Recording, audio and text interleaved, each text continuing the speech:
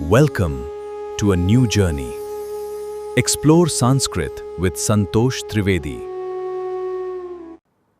नमस्कार। हम आज तैयार हैं पाठ 2 शारदा सुखस्य मूलम धर्मम धर्मस्य मूलः अर्थ को लेकर। भारतीय धर्मशास्त्रों में अनेक सूक्तियाँ विद्यमान हैं जो मानव जीवन के यथार्थ तत्व का प्रतिपादन करती हैं। यथार्थ तत्व यानी वास्तविकता कि जीवन में क्या क्या चीज़ें कैसे कैसे चलती हैं।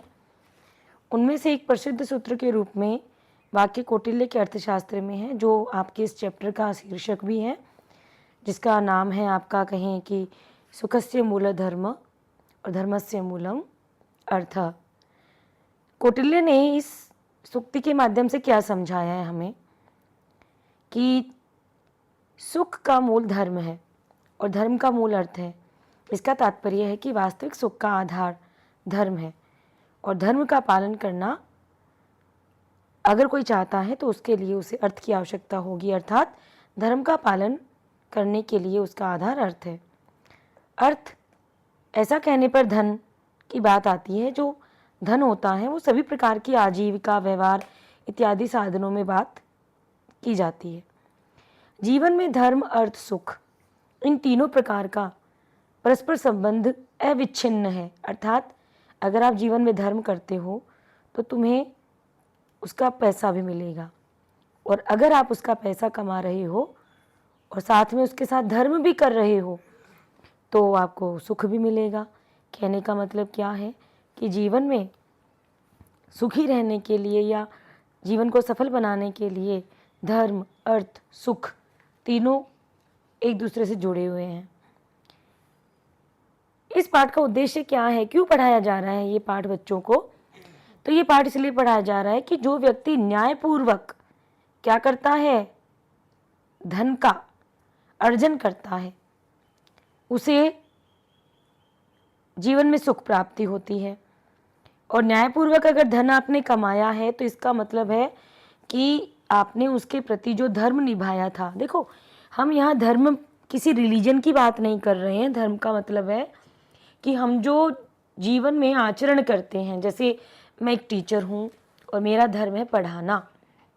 क्या हूँ? मैं एक टीचर हूँ और मेरा धर्म क्या है? पढ़ाना।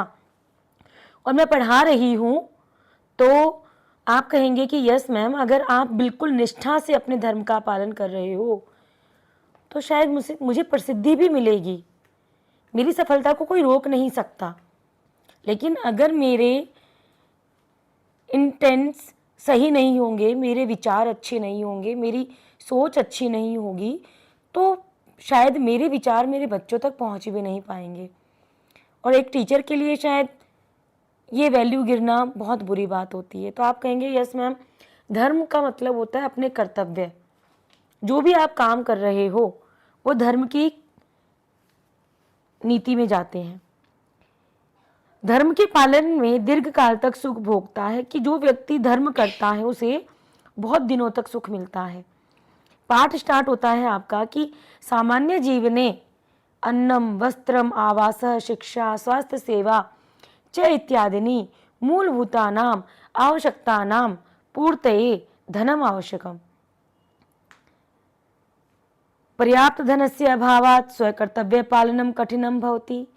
स्वास्थ्य, शिक्षा, सेवा, दानम इत्यादि के लिए भी जो कार्य आपको करने हैं, धन अभावेन क्या होंगे? बाधितानि भवन्ति। दैनिक जीवनम च संतुलित भवति। अतः धर्मशास्त्रे चतुर्वर्गेषु धर्म, अर्थ, काम, मोक्षेषु अर्थ अन्यतम स्तंभ इति गण्यते। उक्तम गरुड़ पुराणे, क्या कहा गया है गरुड़ पुराण में कि ब्राह्मे मुहूर्ते च उत्थाय धर्मम अर्थम च चिंतयेत। कि ब्रह्म मुहूर्त, what do you mean by ब्रह्म मुहूर्त? कि सुबह अर्ली इन द मॉर्निंग। वैसे ब्रह्म मुहूर्त बोला जाता है 3:30 से लेके 4:30 का समय, कि उस समय उठकर आपको अपने जीवन के धर्म के बारे में कि क्या मैं जीवन में सब कुछ सही कर रहा हूँ, और अपने जीवन में कमाए हुए धन के बारे में कि मैं जो धन कमा रहा हूँ क्या मैं उसका सही उपयोग कर रहा हूँ, इत्यादि का चिंतन करना चाहिए। अर्थात दिनस्य आरंभे धर्म अर्थयो चिंतनम आवश्यकम। शब्दार्थ आपको इस के साथ मिल रहे हैं कि आवास का मतलब होता है घर, पूर्तये चतुर्थी विभक्ति पूर्ति के लिए, बाधितानि बाधित रुके हुए, दैनिक रोज होने वाले काम दैनिक, अन्यतम अनेक प्रकार से, गण्यते गिना जाता है, उक्तम इसीलिए कहा है, उत्थाय उठकर। हिंदी अर्थ आपको गिवन है यहाँ पर कि सामान्य जीवन में अन्न, वस्त्र, घर, शिक्षा और स्वास्थ्य सेवा इत्यादि मूलभूत आवश्यकताओं की पूर्ति के लिए धन आवश्यक है। What do you mean by मूलभूत? कि आपकी फंडामेंटल चीज़ें हैं, इनके बगैर आपका जीवन नहीं चल सकता। तो आपके जीवन में ये चीज़ें होनी चाहिए ही चाहिए कि बिना अन्न के, बिना वस्त्र के, बिना घर के और बिना शिक्षा के और फिर अच्छे स्वास्थ्य के क्या एक जीवन आगे चल सकता है? नहीं चल सकता। पर्याप्त धन के अभाव में अपने कर्तव्य का पालन भी कठिन हो जाता है। स्वास्थ्य सेवा इत्यादि कार्य भी क्या हो जाते हैं? बाधित हो जाते हैं। कि अगर आपने अपने जीवन के लिए प्लानिंग नहीं की, जरूरी नहीं है कि हम आज में जिएं, भूतकाल हमें शिक्षा देता है कि अगर आपने भविष्य की नहीं सोची तो जो मेरे अंदर बीता है आपके साथ वो आपको बार बार परेशान करेगा।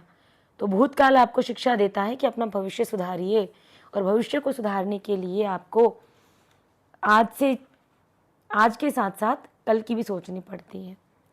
दैनिक जीवन असंतुलित हो जाता है। क्यों असंतुलित हो जाता है?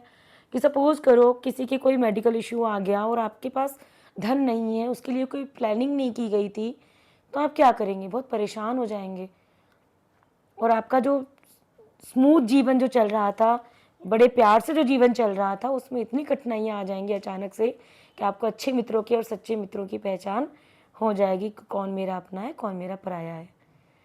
लेकिन सिर्फ एक धन के अभाव के कारण हम अपने अच्छे अच्छे मित्र खो दें, ये तो अच्छी बात नहीं है। तो धन को जोड़ना चाहिए। इसलिए धर्मशास्त्र में कहा गया है, कहाँ कहा गया है? धर्मशास्त्र में। कि अरे धर्मशास्त्र क्या, कि तुम मनुष्य हो और मनुष्य की योनि में पैदा हुए हो, तो तुम्हें अपने बारे में क्या क्या सोचना चाहिए, क्या क्या प्लानिंग करनी चाहिए, इसका सारा विचार धर्मशास्त्र में बताया गया है कि मानव जीवन को अपने जीवन में क्या क्या अच्छी बातें फॉलो करनी चाहिए। और आप सब जानते हैं कि हमारे इंडिया में या कहीं हमने पूरे वर्ल्ड में ही मनुष्य जाति को 4 वर्गों में विभाजित कर दिया है। अब ये 4 वर्ग आप कह सकते हो क्षत्रिय, वैश्य, ब्राह्मण एंड शूद्र। लेकिन इनका बेस क्या है? तो आप कहेंगे इनका बेस है धर्म, अर्थ, काम, मोक्ष।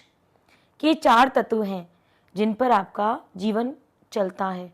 और उसमें सबसे बड़ा, सबसे महत्वपूर्ण स्तंभ किसको गिना जाता है? धन को गिना जाता है। गरुड़ पुराण में भी क्या कहा गया है कि जब आप ब्रह्म मुहूर्त में उठते हो और अपने धर्म और अर्थ की चिंता करते हो तो आपका जीवन अच्छा होता है। इसीलिए सुबह सुबह हम मेडिटेशन करते हैं, अपने दिन की प्लानिंग के बारे में सोचते हैं कि हमने आज क्या क्या करना है, कैसे करना है। इस सब का हमारा प्रारूप सुबह ही डिसाइड हो जाना चाहिए कि आज का मेरा टाइम टेबल क्या है। चलिए मिलते हैं अगले वीडियो में। नमस्कार।